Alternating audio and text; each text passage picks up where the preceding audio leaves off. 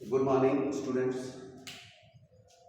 कल इसके पहले वाले वीडियो में हम लोगों ने प्रेजेंट पार्टिसिपल की सहायता से दो या दो से अधिक सिंपल सेंटेंस को मिलाकर एक सिंपल सेंटेंस बनाना सीखा है।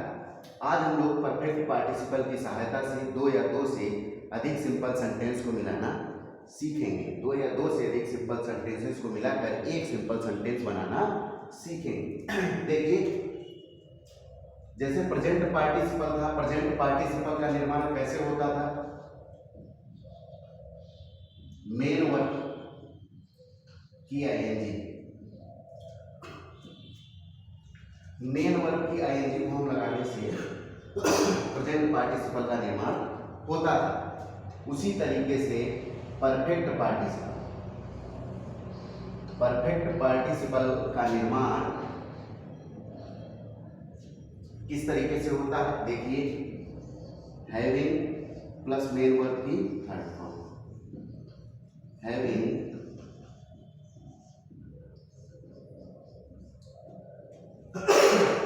कैसे होगा? हैविंग प्लस मेन वर्ब की थर्ड फॉर्म। जब हैविंग प्लस मेन वर्ब की थर्ड फॉर्म लगाएंगे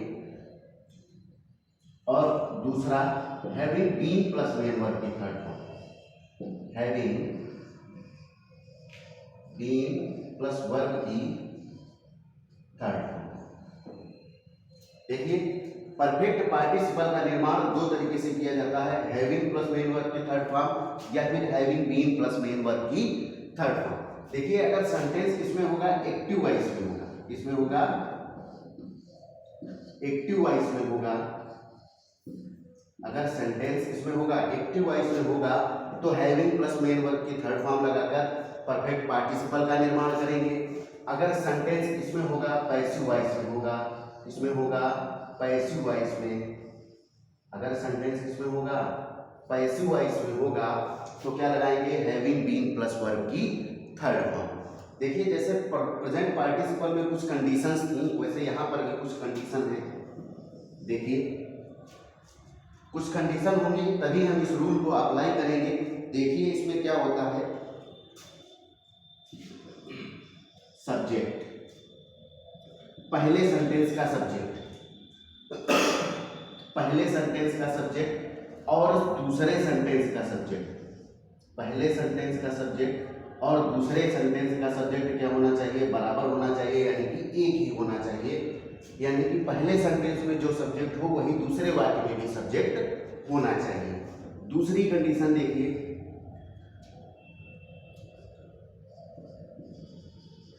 फिनिट वर्ब, पहले सेंटेंस की फिनिट वर्ब और दूसरे सेंटेंस की फिनिट वर्ब, पहले सेंटेंस की फिनिट वर्ब और दूसरे सेंटेंस की फिनिट वर्ब क्या होनी चाहिए? बराबर नहीं होनी चाहिए। यानी कि यहां पर क्या होना चाहिए? देखिए, यहां पर अगर पहले वाक्य में अगर पढ़ रहा हो तो दूसरे वाक्य में खेल रहा हो, यानी कि क्रियाएं क्या हो जानी चाहिए? बदल जानी चाहिए। दोनों सेंटेंस में अलग अलग होनी चाहिए, दोनों सेंटेंस में फिनिट वर्ब क्या होनी चाहिए? अलग अलग होनी चाहिए, बराबर नहीं होनी चाहिए, बराबर नहीं होने चाहिए। तीसरा देखिए, टाइम इंटरवल, यानी कि समय अंतराल, टाइम इंटरवल कैसा होना चाहिए? शून्य के बराबर नहीं होना चाहिए। टाइम इंटरवल क्या होता है? समय अंतराल शून्य के बराबर नहीं होना चाहिए। देखिए, यानी कि पहला काम खत्म हो जाए उसके बाद फिर दूसरा काम शुरू हो, पहला काम पूरी तरीके से खत्म हो जाए उसके बाद फिर दूसरा काम शुरू हो। तो देखिए, जब ये तीनों कंडीशंस आपको दिखाई देंगी तभी आप परफेक्ट पार्टिसिपल की सहायता से दोनों सेंटेंसेस को जोड़ेंगे।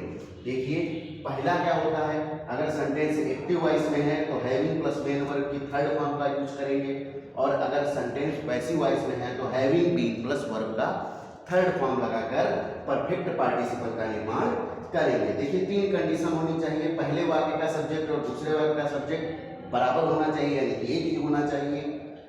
पहले वाक्य की फिनिट वर्ब और दूसरे वाक्य की फिनिट वर्ब क्या हो जानी चाहिए? बदल जानी चाहिए, अलग अलग होनी चाहिए। टाइम इंटरवल दोनों के बीच में किसके बराबर होने चाहिए? शून्य के बराबर नहीं होना चाहिए। यानी कि पहला काम पूरी तरीके से खत्म हो जाए, उसके बाद फिर दूसरा काम शुरू हो। चलिए देखिए, अब हम लोग कुछ एग्जाम्पल्स की सहायता से इसको समझते हैं। कुछ एग्जाम्पल लिखेंगे। देखिए,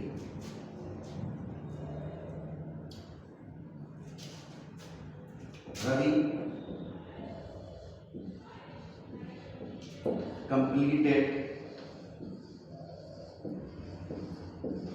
completed his work.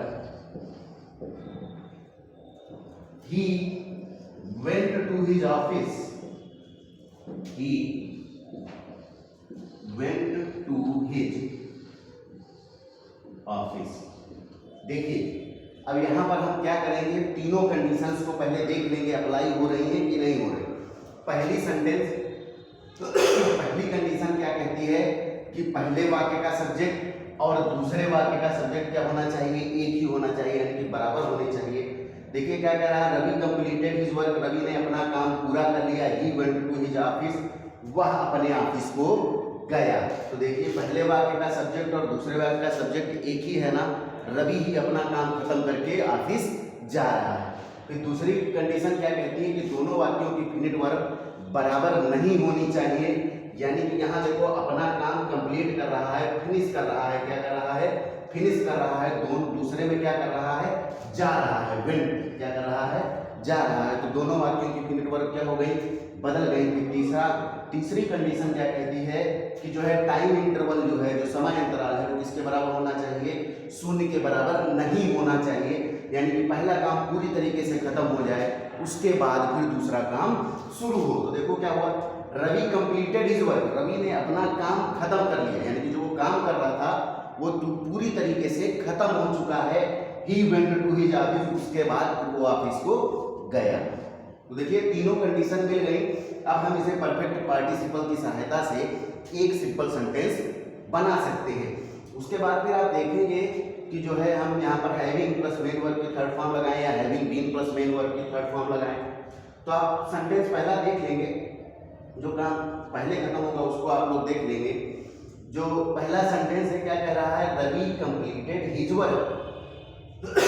देखिए सब्जेक्ट मेन वर्ब की थर्ड फॉर्म, मेन वर्ब की सेकंड फॉर्म और लगा है ऑब्जेक्ट, यानी कि ये किसमें दिया हुआ है, एक्टिव वॉइस में दिया हुआ है ना, ये तो हमारा टेंस है, तो ये एक्टिव वॉइस में दिया है, तो क्या लगाएंगे, हैविंग प्लस, मैंने भी बताया कि जब क्या होगा सेंटेंस एक्टिव वॉइस में होगा तो हैविंग प्लस मेन वर्ब की थर्ड फॉर्म लगाएंगे। तो देखिए मेन वर्ब क्या है, completed, having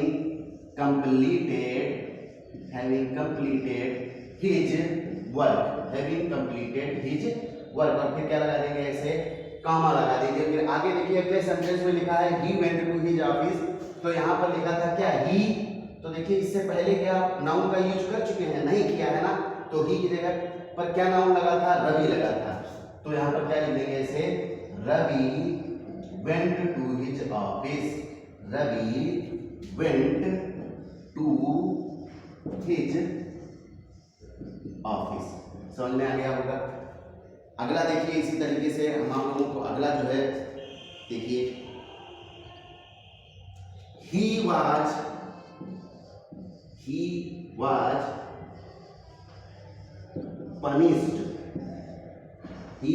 punished by his teacher, एक सेंटेंस ये दिया हुआ है कि he was punished by his teacher। फिर इसी में आगे जो है दूसरा सेंटेंस दिया गया है, he felt